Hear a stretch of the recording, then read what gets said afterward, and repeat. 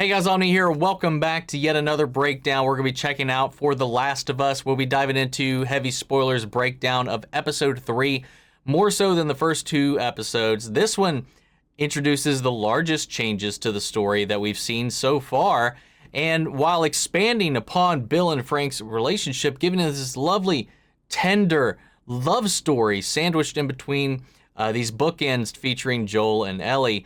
It really does change their fates in a way that I really found a real brilliant way to keep people who played the game on their toes, but also in a way that I feel like it just poetically works better with the story that's being told than the one that's in the game. It's also a much more hopeful version of what happens, and we'll probably get into that in this video. And with that said, guys, let's go ahead and hop in. Here we go. Okay, so The Last of Us Episode 3 has just dropped, and in this video we're going to be breaking down the new entry, talking about the Easter eggs in it, and all the changes to the game. Whereas the last 2 weeks have had us following the footsteps of Joel and Ellie, this one takes a big detour. Not only do we focus on Bill and Frank's relationship, but they also massively alter the way that things happen in the game. Yeah. Now, the first thing I want to do is go through Bill's story in the PlayStation Classic for anyone who hasn't played it. This will kind of give you an idea of just how much things were changed and what we originally had first time round. As always, we will be saving future spoilers for the end of the video, and if you enjoy it, then please hit the thumbs up button, and don't forget to subscribe for breakdowns like this every day. By the way, a huge thank you for clicking this. Now let's get into The Last of Us 3.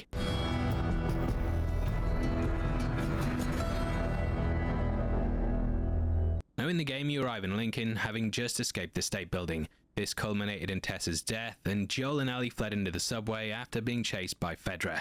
You never really got to catch your breath, and on the other side of this, when you slowed down, Joel refused to talk about Tess. Yeah. It showed just how cold he was, and even upon reaching Bill, he just played along that she was alive without ever correcting him. Now, the way that Joel and Ellie met with him was that they sprung one of his traps, which led to Joel being suspended upside down in one of the Oh my god, this sequence. Oh, I completely forgot about defend yourself and this. Ellie as they try to tear you apart. This is when Bill came in, and after making your way to his church, you laid low for a bit before mounting a plan to get a truck battery. This was from a military caravan that had crashed into a nearby school. Yeah, you go on like a full-on like fetch quest with Bill, man. Like a firefight, all kinds of stuff. But in an area that Bill normally refused to go to. This was due to that side of town being teeming with infected, but because he owed Joel a favor, they decided to head out there. Overloaded with infected, you found that the battery had already been taken, and you had to push through the school. Oh my god. Like, I remember moments from the game, like the gameplay segments. I remember more of like the cutscenes than the story beats, like puzzled together throughout. It's these segments within the gameplay that I never really remember where that's supplanted and what order it happens in when we're kind of going through this like that. I'm still playing through it right now, and I haven't got to Bill's section on my replay yet, so like it's not as fresh in my mind. I'm hoping to get more done before episode 4 comes out, but I remember this. Like, there's certain set pieces that click the moment I see certain layouts, and I remember this segment, but I completely forgot it had anything to do with Bill. But my god, this segment is so frustrating. That bloater that burst through that door, go to hell. Before making it to a neighborhood. After stumbling across a house, you learned who'd taken the battery, and this was Bill's ex Frank, who had made a break for it. Unlike the show, Frank couldn't stand Bill anymore, and when the caravan crashed, he devised a plan to take the battery. On the way out though, he'd been bitten, and he ended up unaliving himself before the infection took its toll. He left a note behind for Bill saying how much he hated him, and after finding his truck, you popped the clutch and headed out to Pittsburgh. See, it's just so much more sad. I like both versions. I think they stand alone on their own, but like with the themes that this game's about and the themes that the shows really kind of drive into, the changes I think fit that a little more tonally, and especially to contrast with Joel's journey and to give him kind of an edge in and a push into the direction he needs to be going. I do like that at the end. So like it's one of those things where it's just like, oh god, I'm so conflicted. Now that's the way the game played it, with it being heavily focused on action and a massive deviation from what we get here. I'll be going through how stuff compares to the game as we get into it, but that's kind of a bird's eye view of how it plays out, so you can instantly see how different it is to the show. Now we begin with Joel dipping his hand into a river, and there's attention drawn to the cuts on his knuckles from smashing that god's face in like it's the like button. Ellie very much represents the daughter that he couldn't save, and the lesson that he learned from this is the wrong one, and he might end up thinking that violence is the way to achieve things. I suppose it probably is the right lesson in this world, but he clearly wrestles with losing his cool like this. Now this idea of losing one's control is juxtaposed by the stone stacking that we see him carrying out. Typically, you'd see something like this in a spa, and stone stacking's carried out because it has a spiritual connection to the earth. It also takes time and effort to create the balance in the pile, and thus stone stacking is seen as being something that showcases one's patience. However, it goes beyond that, and it's a practice that's been carried out in several cultures dating all the way back to ancient Mongolia. Stone stacks were also used for navigation in rural areas due to there not being signposts or roads out in the woods or by rivers. I think One thing too is like I thought about this during editing. You know, maybe like he was like instructing like something in memory of Tess, but my initial thought was, one, it's you can also see it as a sign of balance for him. Like he's a construction worker. Like that was his thing. That was what he was all about. And you know, even like in his adventures with Tess, we saw him always kind of commentating on the inner workings of some of the buildings they were crawling through. Like it comes back to this idea of control and balance, and it's something that a man who's used to working with his hands to solve his problems, allowing him some sort of control and balance in his life, while that's something that he just doesn't have anywhere else. So in this moment, he can build something that's stable, that he can control. I don't even know if that makes any sense, but do you know what I'm trying to say, at least? I think it's more for the former reason, but I just thought I'd bring that up too. Now, they're 10 miles outside of Boston, in the woods, which is a location that you start off at before traveling into Lincoln. Ellie's now wearing a green coat with a red hoodie, and this is something that she donned later on in the game once we hit the winter sections. Though Joel's pretty shut off from her, I like the touch that they've added here, which is that she's using his jacket for a blanket. At this point, he's still reeling from the death of Tess, but due to being a closed book, he refuses to open up. He still clearly cares though, and he tosses her some food, which leads into a conversation that plays out slightly differently in the game. They kind of change up the positioning of the lines, and Joel says not to bring up Tess here, whereas he does it at the end of the episode in the show. Hey, look, about Tess. Listen, about Tess. I don't even know. Here's how this thing's gonna play out. You don't bring up Tess. Ever. Rule 1, you don't bring up Tess, ever. Matter of fact, we just keep our histories to ourselves. Matter of fact, we can just keep our histories to ourselves. Secondly, don't tell anybody about your condition. Rule 2, you don't tell anyone about your condition. They think you're crazy, they'll try to kill you. They see that bite mark, they won't think it through, they'll just shoot you. And lastly, you do what I say when I say it. Rule 3, you do what I say when I say it. We clear? We clear? Yes. Repeat it. Sure. Repeat it. What you say goes. What you say goes. Good. Okay. Either way, Joel is completely shut off, and they hike for 4 hours before passing through the woodlands. One of the things that's never really touched upon about The Last of Us is how much it focuses on the beauty of nature and how once humanity's been whittled down, the earth can reclaim the land.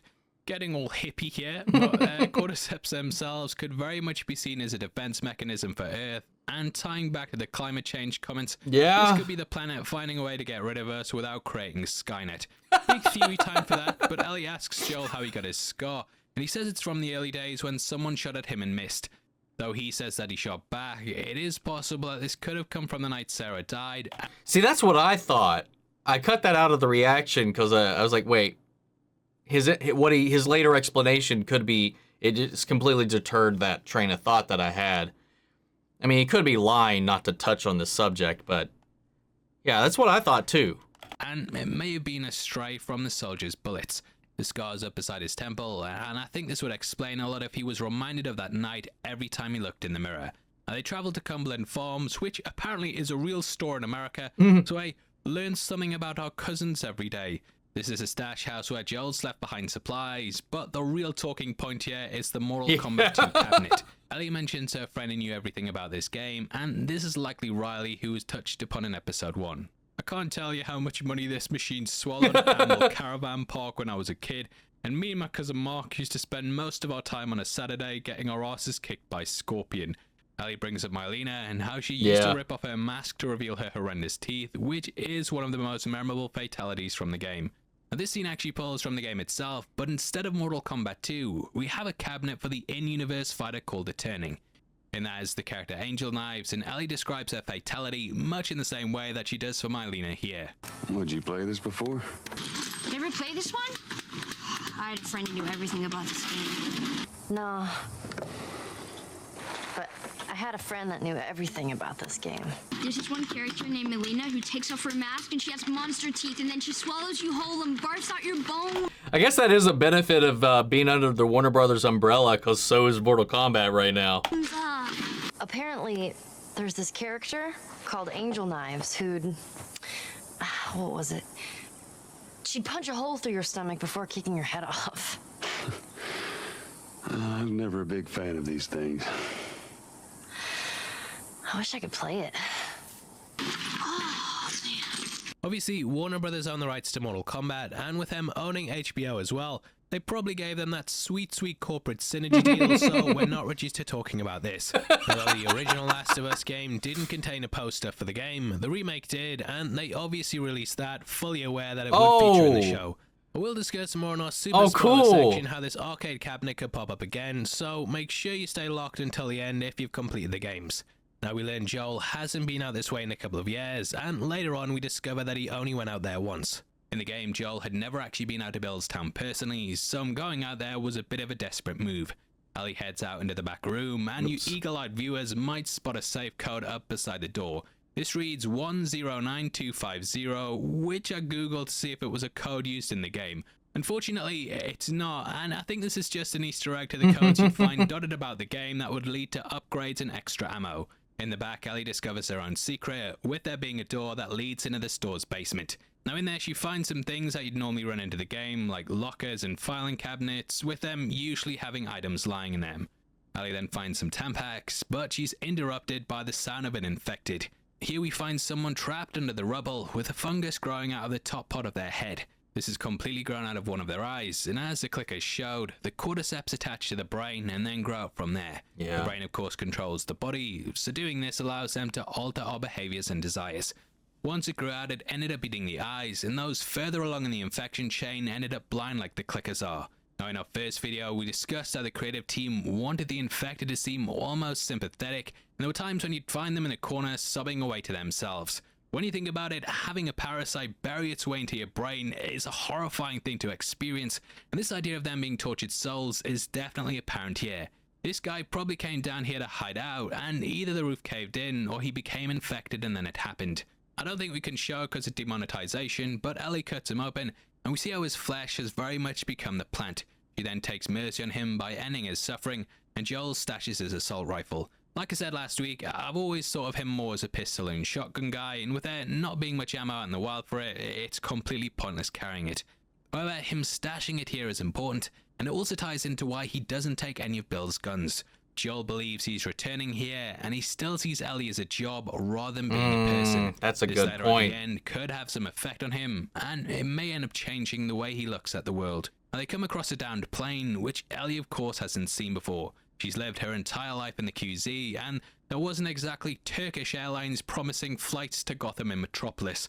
Now, this reminded me a lot of the scene from Steven Spielberg's War of the Worlds, when the characters came across something similar. Ellie is fascinated by people getting to go up in the sky, but Joel points out the tragedy in it, and his life was of course massively changed by one. Yeah. Episode 1. Oh, that is true. Talking about how disease could travel. That is true. It was a plane that caused them to wreck in this iteration, so there's like a further connection there. Faster now due to airplanes, and one crashed down taking out Joel, Tommy, and also Sarah's ride. I dreamt about flying the other night. Oh, yeah? Yeah. Go on, tell me about it. So, I'm on this big plane full of people, and everyone is screaming and yelling because the plane's going down. So I walk to the cockpit, open the door, there's no pilot. I try to use the controls, but I obviously have no clue how to fly a plane. And right before we crash, I wake up. I've never been on a plane. Isn't that weird? Well, you know, dreams are weird. Now, the meaning of this is difficult to discern, but I do think that it gives insight to her character. Ellie thought she was a passenger on a plane and that someone was in control and also guiding her. This could be represented by Fedra, who raised her, Marlene, who was actually looking after her, and then Joel, who of course took care of her. Now, these figures in her life could be representative of the pilots, but I personally think that they represent the passengers. The plane goes crashing down, and this is mirroring the fall of the world around her. She gets up to see there's no pilot, and then this shows that no one is actually in control, and those other passengers are unable to fly the plane because no one really knows what they're doing. I think growing up, all kids, they think adults have got their shit together, and then when they become one, they realize that no one actually knows what's going on, which I think this conversation could be signaling. Grim. Ellie asks about how the entire world is stabilized, and she talks about people sitting in restaurants fine and dandy, and then the first bite happening. This was something that we sort of seen play out last week, with Abu Ratna being picked up by the government in a restaurant before she was taken to examine a bite victim. Ellie bets it was actually monkeys who spread the disease, and this might be a nod to 28 years later. Now, what I also think they could be setting up here is something coming down the line, though we will save it for, you know it by now, for the super spoiler section. Super exclusive.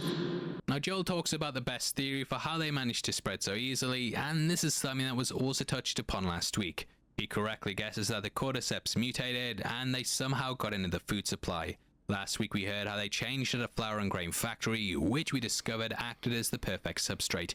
This in technical terms is something that has specific enzymes that plants can live on, and here it changed before spreading out further. If it got into the processing units in the factory, then it could spread into bread and cereal, which would then be eaten by people across the planet. I really hope this notion carries on throughout the season, and I'd love it if we went to a store and saw the shelves picked bare except for the cereal and bread aisle. Thank God it didn't infect the toilet paper, because we all know how people love to grab that. Now, Joel remembers the specific date it happened, which was on a Friday, September 26th. This is because it was of course his birthday, but beyond that it's also the day Sarah died. Now, further up the path, they come across several skeletons. The game would have the odd scene like this, with red and blue clothing standing out amongst the corpses. We never really know what happened at these places in the game, but Joel fills us in on them. Now, much like what happened with him and Sarah, these were gunned down by soldiers, but the difference here is that they promised safety at a QZ. If there wasn't room, they'd take people into the countryside and fire upon them, and I think this scene could be taking inspiration from the ending of The Great Escape. This is also something that was carried out in the Holocaust, and later on Bill even describes the government as being Nazis. And the government are all Nazis. The government are all Nazis! Well, yeah, now, but not then. Also, with The Great Escape, I swear, if someone's kicking off in the comments about spoilers for that, I'm gonna go mental. It's been out 60 years. I've never seen it. I'll Now, Joel says that they were killed so that they couldn't pass on the infection, but I have other theories about why this was done. People rebelled against Fedra, and scorning a group like this could potentially lead to an uprising. For example, if they promised safety at the QZ and then said you couldn't come in, it's gonna annoy a lot of people and it could lead to some backlash. Now, we then take focus on a rainbow blanket and a child's body, which takes us into our major flashback for the episode. I love how the series has done this, and every episode so far has had a major part of the past filled in with elements that weren't present in the game. We had a scientist predicting the rise of the cordyceps, which was then mirrored by one coming across the discovery of the first captured infected. Now, we're seeing what happened to the survivors days after the outbreak, and this is all new stuff to show us exactly what it was like. X's are painted on doors, and in the game you'd often come across these houses warning you not to enter. In the game, you actually found a note to a secret stash hidden by hunters that was marked with an X, so if you're playing through the game right now, then make sure you look out for that one. Every single person's being Damn, I didn't even think about that connection. And we see this in front of a Civil War monument. Along with fighting against the infected, The Last of Us is also about man versus man, and this brother versus brother monument could be heading towards that. This sign also popped up in the game, and when you entered Lincoln, you could spot it in the middle of the street. The irony is they'd actually be safer in their town, as they end up being killed when they could have lived out the rest of their lives here. In the game, you could see how dangerous Lincoln was due to it being overrun by infected, and here I was kind of thinking, I don't know why Joel and Tess didn't just stay here. Bill kind of shuts down the idea, but it's way better than the QZ, and I'm sure that, you know, a couple more bottles of wine, they could have convinced him it was a good idea. Anyway, at this point, we're introduced to Bill, played by Nick Offerman. We see him surveilling the town through CCTV, and he's very much an end-of-the-worlder. I actually used to work with a woman whose son thought Doomsday was coming, and he apparently spent years collecting tins of beans. Little did he know, it was toilet roll you needed to hoard, as they're taking it all. Get it quick. Now they really recaptured the look of Bill, and along with his trusted shotgun, he looks pretty identical to the game. He's got weapons lining the wall and collections of guns and ammo magazine along with a machete. This weapon's how he's introduced in the game, with him cutting off the head of an infected that's got Joel on the ground. He ends up donning his gas mask, which he also wore in that, and we see his bunkers cleverly located beneath a chest of drawers. Loved seeing the gas masks back, which is something he too wore on the PlayStation counterpart.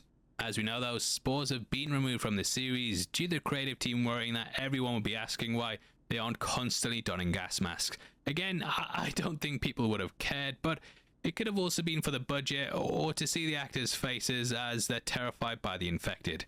It's both. It was mostly the actors' faces and just the logistics of the spores even being around. Now, they did say recently that they're not opposed. They never said that there were no spores ever, or that there would never be spores in here. But that whole component is kind of absent, like that mechanic at least. But that their threat and their possibility is still something that could be in the world. So they said.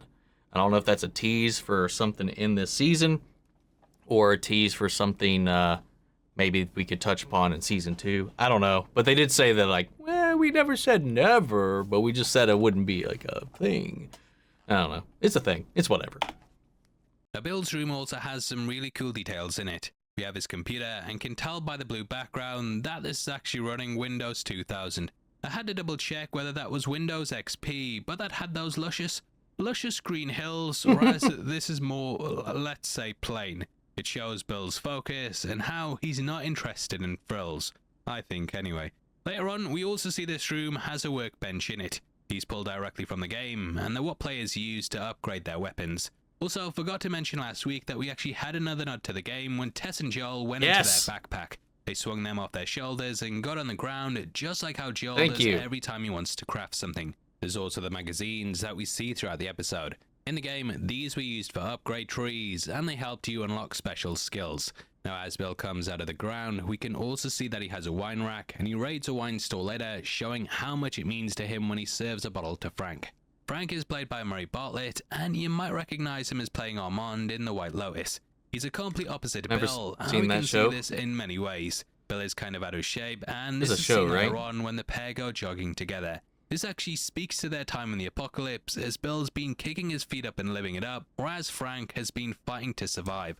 Out there, it's pretty much survival of the fittest. Meanwhile, Bill's in a safe place, where it's $1.40-ish per gallon of gas. Fucking hell.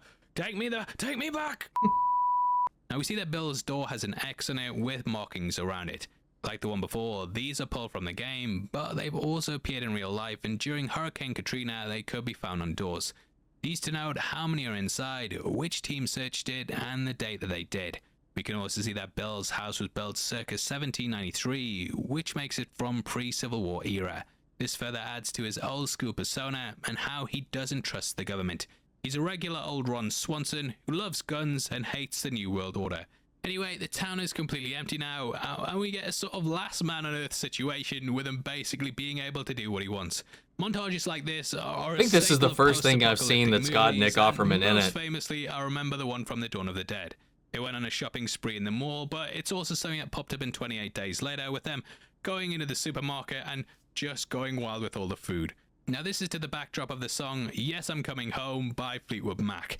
It makes it really upbeat, and I think the entire point of Bill's story is to show that you can have fun and find love even in the apocalypse. Tess and Joel were a couple, but they never really seemed like they were in love, and instead I think the apocalypse pushed them together, so they had safety in numbers. Joel has completely shut himself off, and to me the stuff with Bill and Frank could be a reflection of how he needs to open up. Now Bill takes a speedboat, fills up several barrels of petrol, and goes while at Home Depot. This is to build his traps, which we did end up encountering in the game when you first entered Lincoln. Normally you'd be walking along and would notice a tripwire, which you'd then have to set off either by luring in an infected or throwing a brick at it. Bill eventually Or gave just his walking traps right and into shotgun it. to Joel when he entered his home, and I love dropping these things throughout the game, you know, just a little trick for them. Now an infected sets up one later by pulling a trapwire, and Bill says, It doesn't get old. "You're definitely right," and yeah, take me back to that game. And the first thing he does is secure the area, get some alcohol, and build a generator to power the town. He's created a nice little life for himself, and it's during this time that he ends up meeting Frank. Now Bill really was someone who was used to being alone, and people who prepare for the apocalypse tend to do so by themselves. It's rarely a group effort because it requires paranoia and shutting oneself off in order to survive. Frank shows that he should open up to people though, and if it wasn't for him, then he'd never know Tess and Joel. 4 years later, we hear the song White Room by Cream, which has a lot of meaning that applies to the episode. The song is about someone stuck in a white room by themselves, and here they face depression and also loneliness. Oh, wow. Bill, of course, has a white house, and this is mirrored by most of the buildings. He's walled himself off from everything, and though he's alive, he's not really living for anything.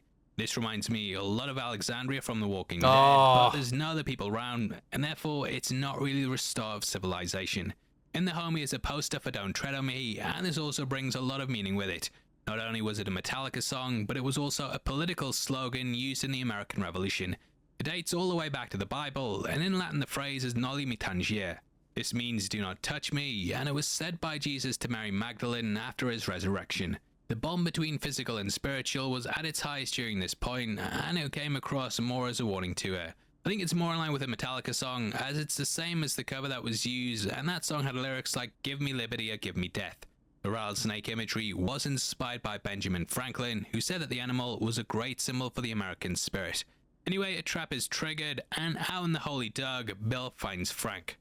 It's kind of funny to hear like a British person explain all of that. Believing it's its own trap, Bill is immediately suspicious, and in the game it was difficult to not immediately have paranoia when you came across someone new. He says that he set out from Baltimore QZ, which we learn is no more. Now we never visit this location in the game, with the characters instead heading more in a northern direction to Pittsburgh. According to Google Maps, it's a 6-day walk non-stop between Baltimore and Boston, so we can see why Frank's lost so many out on the road. Bill decides to take him in, and this all happens after using a scanner to get the all clear. Now they have dinner together, and Bill ends up feeding him rabbit. These were animals the characters had to hunt in the game because, obviously, yeah, the farm industry's gone. It's a complete opposite to what he's just gone through, and the man's been out on the road facing certain death and now sipping wine and eating rabbit. He takes to the piano, and here he plays the song Long Long Time by Linda Ronstadt. This contains lyrics like, I can see I'm gonna love you for a long, long time, which is something he sounds terrible to. You sound terrible, mate. You sound terrible, but it does play in the episode. Now Bill takes to it instead, and he manages to sing it perfectly. It kind of sums up the pair, I think, with one being chaotic, whereas the other is highly ordered and controlled. The lyrics, of course, sum up the relationship that they're about to begin, and for the next 45 minutes we see the rest of their lives play out. Bill is different in the game, I think, because he's way more open, whereas in The Last of Us, he looks down on Joel for caring about people. And in this world, that sort of shit's good for one thing, getting you killed. So you know what I did? I wisened the fuck up, and I realized it's gotta be just me. We never really see his relationship with Frank, and I have spoken to people who play the game without even picking up on it at all. Frank wasn't ever someone that we actually met, but this episode and juxtaposition of that completely develops their relationship. Now he does of course share similarities with his game counterpart, like how he kicks off about resource management. Do I ask for things? Ever? He does that in the final letter too, and we find out that he's the one who reached out to Tess and Joel. They come over for a garden party, and Bill sees this as a bad idea, further diving into how closed off he is from humanity. He brings a gun to the dinner table, and Joel says, We can't help each other and get that gun out of my face. This of course goes beyond just being cautious, and the pair are of course both ready to flip at a moment's notice if the situation calls for it. They're left alone, and Joel offers to get more material to make the fence last the rest of their lives together. In the game it was clear Tess was more of the point of contact, which is why Joel never visited Lincoln personally. Now, Tess and Frank talk about using the radio again, but they decide to use a code in case anyone's listening in. As we know from episode 1, this becomes the 60s, 70s, and 80s music, which also plays into what they discover at the end. Now, Joel warns that raiders will eventually swarm the town, and after I swear he also handed her like a shirt and something too. Like it looked like the salmon shirt that she was wearing when we met her. Frank makes a strawberry garden, we see this playing out in the night. Reminded me a lot of I Am Legend, and keeping out raiders is something that's too mirrored in the game. And moving through Lincoln, you actually only ever encounter the infected because Bill's got such a tight leash on everything. After being shot, Bill tells Frank to call Joel, as he's someone like him who's able to take care of weaker people. This is of course why he was entrusted with Ellie, and we very much have this dynamic of a strong survivor protecting a weaker, less equipped one. Bill survives though, and in a twist of fate, Frank is left in the wheelchair. We then jump to 2023 and finally catch up with the present. Both are in their winter years now, and we can see that Frank has spent a lot of time painting. This is important too, as it shows that the better side of humanity like art and agriculture haven't died out in the desperation. He's trying to paint Bill, but due to losing his motor functions, he now can't do it. However, we do close out with a painting of him, which pretty much sums up the love of his life. They have these really subtle moments like Bill giving a wink to Frank as he paints him, him watering the flowers for the last time, and at this point you could be forgiven for thinking we're not even in a zombie apocalypse show. Bill wakes up to find that Frank has decided this will be his last day, but rather than wallowing in it, they decide to make the most of it. The pair get married and have dinner together, and Frank wants to take his pills so that he can fade away into the night. We hear the song on the nature of daylight, and having just covered Shutter Island and Arrival for the channel, I think the creative team were inspired by those two films. Both use the piece with, I think, probably the latter lending itself better to what's going on here. I don't want to get too spoilery on it, but the end of the movie is about embracing the beauty of life, no matter how heartbreaking it is, which is also reflected in this scene as well. The pair have what could be a very painful day. I'm about to watch Arrival, so to celebrate their life without dwelling on the sadness of death that we're all gonna face one day. Now from here they share rabbit and drink the same wine that they had on the first day they met. Bill then reveals that he's decided to go out with Frank rather than continue living. Now this is a complete 180 on his original feelings when the outbreak first happened. Whereas originally he wanted to survive by himself, here we see that he's grown to the point he'd rather not live if it meant he lost Frank. At this point we hear a song from the game that also happens at an emotional moment in it. We'll talk about this later on in the super spoiler section, but it's very much used in the context to show that not everything is bleak. I think you kind of need this moment to breathe in a show like this, as The Last of Us, it can be pretty depressing, so it's nice to have this balance of like, look, there is still some good.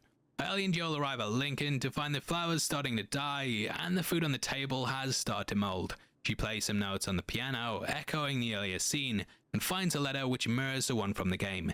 Here though, it's a lot more positive with it outlining their lives together. We learn they laid down and went to sleep, and again I got some flashes of 28 days later. In that, Jim goes home to discover his parents have done something similar, but they showed it there, whereas the letter warns them not to go into the bedroom.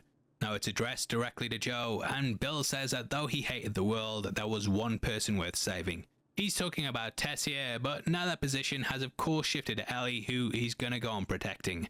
We get a focus on the sentence about keeping Tess safe, which is pretty devastating because Joel's of course failed to do this.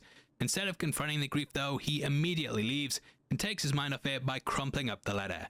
Just in the same way that this part of the game ends, we get a scene in which they discover the truck and lift up the front. Joel also checks the fridge, which has sulfuric acid in it. Joel asks to see her arm, and this could be teasing at something I will discuss. So no spoilers, because I'll get tons of comments, but super spoiler section. Now in the basement we discover why there was 80s I want to know what he wants to music playing on the say. radio at I'm the end very of episode curious. 1. Bill had it set up so that if he didn't reset the countdown, then it was just going to play 80s constantly on a loop. This would of course signal that they were in danger, and it would get Tess and Joel to come out to where they were. Now it is possible that Bill knew this would happen anyway, which is why he of course addressed the letter to Joel. Now, I do have a quick theory time. So Joel and Tess, they'd been searching desperately for a car battery so that they could get to Tommy. Originally in the game, they sold guns to Robert, but the whole thing in the show revolved around getting a battery for a truck.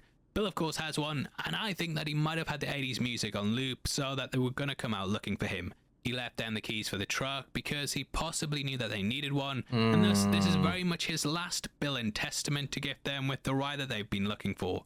Anyway, that's in a theory time, and we can see Ellie. Theory time. Sorry, have to let that. Theory time. Theory time. Theory time. Sorry, have to let it play out. You don't. Jesus. Right, as I was saying. Ah! Stop it!